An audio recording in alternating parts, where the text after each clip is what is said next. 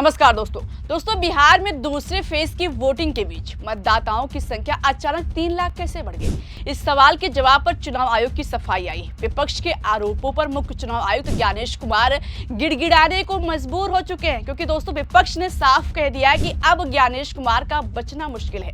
अगर मोदी और शाह अपने सारे तंत्र लगा देंगे तब भी उनको जेल जाने से नहीं बचा पाएंगे। विपक्ष के पास पुख्ता सबूत है जिसके आधार पर ज्ञानेश कुमार आज नहीं तो कल जेल जाएंगे। एक तरफ विपक्ष जेल भेजने की तैयारी कर रहा है तो वहीं दूसरी तरफ संसद में उनके खिलाफ महाभियोग प्रस्ताव भी लाने जा रहा है। जैसे ये खबर सामने आई, चुनाव आयोग हिल गया। मुख्य चुनाव आयुक्त के पसीने छूट गए। चुनाव आयोग इतना घबराया हुआ है कि विपक्ष के सारे आरोपों पर अपनी सफाई देने लगा। लेकिन दोस्तों सफाई ही ज्ञानेश कुमार पर भारी पड़ गई है। चुनाव आयोग के जवाब में से ही कई सवाल खड़े हो गए हैं, जिससे ज्ञानेश कुमार की मुश्किलें कम होने के बजाय और ज्यादा बढ़ गई है। तो क्या तर्कहीन चुनाव आयोग की तरफ से सफाई दी गई है जिसने उल्टा आयोग को ही फंसा दिया है? महाभियोग की तैयारी कहां तक पहुंची है और क्या ज्ञानेश कुमार के जेल जाने की पटकथा लिखी जा चुकी है, सब बताएंगे आपको। लेकिन उससे पहले बिहार चुनाव में धांधली की बात करते हैं।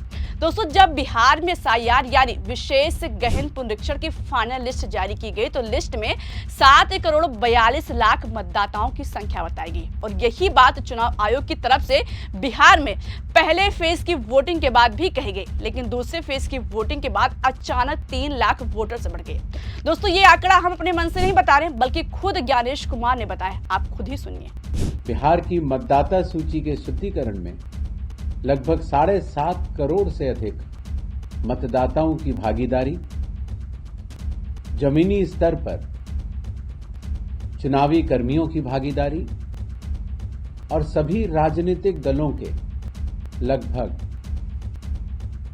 1.76 लाख बूथ लेवल एजेंट्स की भागीदारी, चुनावी कर्मियों के अथक और पारदर्शी परिश्रम के कारण मतदाता सूची के शुद्धिकरण में बिहार के 38 DM में से किसी एक के पास भी एक भी अपील नहीं आई।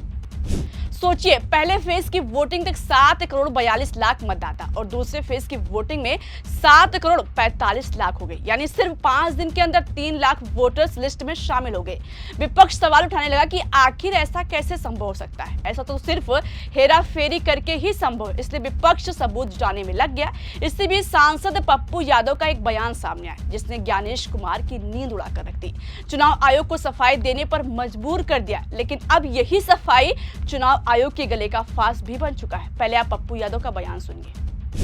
ज्ञानेश की जीवन जेल में बीतेगी आने वाले समय में, आप लिख लो। जितनी बड़ी चोरी उसने की है लोकतांत्रिक व्यवस्था के साथ और संवैधानिक दायित्वों के साथ, सब कुछ सामने में है। SIR है, फिर 22 लाख वोटर को जोड़ने का है, फिर जीविका को आप चुनाव आयोग में आपने जिम्मेदारी भी दे दी, उसके अकाउंट में पैसे भी दे दिए, वाह रे वाह। और 6 तारीख को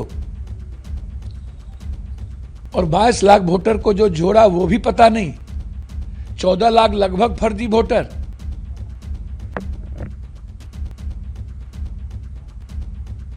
सात करोड़ 42 लाख दिखा रहे हो SIR के बाद और चुनाव वोट में गिर गए 7 करोड़ 45 लाख। दोस्तों पप्पू यादव के इस बयान ने चुनाव आयोग के अंदर खलबली मचाकर रख दी। फिर चुनाव आयोग को नीतीश कुमार के शपथ ग्रहण से ठीक पहले सफाई पेश करनी पड़ी। सफाई सुनिए दोस्तों कैसे आई है। चुनाव आयोग का कहना है कि 30 सितंबर को अंतिम मतदाता सूची जारी होने के बाद चुनाव की तारीखों की औपचारिक घोषणा होते ही बड़ी संख्या में नए पात्र नागरिकों ने अपने नाम जुड़वाने के लिए आवेदन किया। नियमों के अनुसार नामांकन दाखिल करने की अंतिम तारीख से 10 दिन पहले तक कोई भी पात्र नागरिक मतदाता सूची में नाम जोड़ने का अधिकार रखता है। इसके आगे चुनाव आयोग अपना पल्ला झाड़ते हुए बताया कि विशेष गहन पुनरीक्षण यानी SIR के बाद 30 सितंबर को जारी सूची में कुल 7 करोड़ 42 लाख मतदाता दर्ज थे, लेकिन 1 अक्टूबर से नियम अनुसार मिले आवेदनों की जांच पड़ताल के बाद सभी पात्र मतदाताओं के नाम शामिल कर दिए गए। इसी प्रक्रिया के कारण मतदाताओं की संख्या में लगभग 3 लाख की वृद्धि हुई। मतदान के बाद जारी प्रेस विज्ञप्ति में इसी संशोधित आंकड़े का जिक्र किया गया है। दोस्तों, ये सफाई चुनाव आयोग की है। यहाँ पर बताया जा रहा है कि 3 लाख मतदाता 30 सितंबर के बाद शामिल हुए, लेकिन चुनाव आयोग के जवाब से सवाल उठ रहा है कि पहले फेज की वोटिंग में 3 लाख वोटर बढ़ने की बात क्यों नहीं बताई गई। 6 नवंबर के मतदान तक 7 करोड़ 42 लाख मतदाताओं की बात हो रही थी, लेकिन दूसरे फेज की वोटिंग के बाद 3 लाख कैसे जुड़ गए? अगर जोड़ा गया था तो ज्ञानेश कुमार ने अपनी पीसी में उस वक्त क्यों नहीं बताया? इसको भी इग्नोर कर दीजिए। दूसरे फेज की वोटिंग में आज 9 दिन हो गए। मुख्यमंत्री नीतीश कुमार शपथ भी ले चुके हैं, नई सरकार बन गई है। जब विपक्ष दावा करने लगा कि ज्ञानेश कुमार के खिलाफ पुख्ता सबूत है, उनका जेल जाना तय है, और उधर कांग्रेस महाभियोग प्रस्ताव लाने की तैयारी कर रहा है, तब चुनाव आयोग की नींद खुली और अब सफाई पेश की गई है। मगर इस सफाई के अंदर से कई सवाल अपने आप खड़े हो चुके हैं। ऐसा लग रहा है कि ज्ञानेश कुमार को हटाने की कांग्रेस ने कसम खा ली है, कांग्रेस ने कमान संभाली है। खबर है कि बिहार की हार पच नहीं रही है। मुख्य चुनाव आयुक्त ज्ञानेश कुमार के खिलाफ महाभियोग प्रस्ताव लाने की तैयारी में कांग्रेस, विपक्षी इंडिया गठबंधन और कांग्रेस ने मुख्य निर्वाचन आयुक्त ज्ञानेश कुमार के खिलाफ संसद में महाभियोग प्रस्ताव लाने पर चर्चा तेज कर दी है। पार्टी सूत्रों के अनुसार यह मुद्दा पिछली संसद में भी उठा था, लेकिन अब शीतकालीन सत्र से पहले विपक्ष के भीतर कई विमर्श शुरू हो गया है। कांग्रेस का कहना है कि चुनावी प्रक्रियाओं, ईवीएम, मतदाता सूची और विशेष गहन पुनरीक्षण से जुड़े सवालों के जवाब लंबे समय से नहीं मिल रहे। इस कारण वो संवैधानिक तौर पर उपलब्ध विकल्पों पर विचार कर रही है। यानी दोस्तों, मानसून सत्र में ज्ञानेश कुमार के खिलाफ महाभियोग प्रस्ताव की चर्चा हुई थी और अब 3 दिसंबर से शुरू हो रहे शीतकालीन सत्र में उनके खिलाफ महाभियोग प्रस्ताव लाया जा सकता है। यानी दोस्तों, चुनाव आयोग भले ही विपक्ष के आरोपों पर कितनी सफाई पेश कर दे, लेकिन अब ज्ञानेश कुमार की मुश्किलें कम होने की जगह बढ़ती ही जा रही है। विपक्ष का कहना है कि चुनाव आयोग इतने आरोपों से घिरा हुआ है, लेकिन उसके बाद भी अपनी हरकतों से बाज नहीं आ रहा है।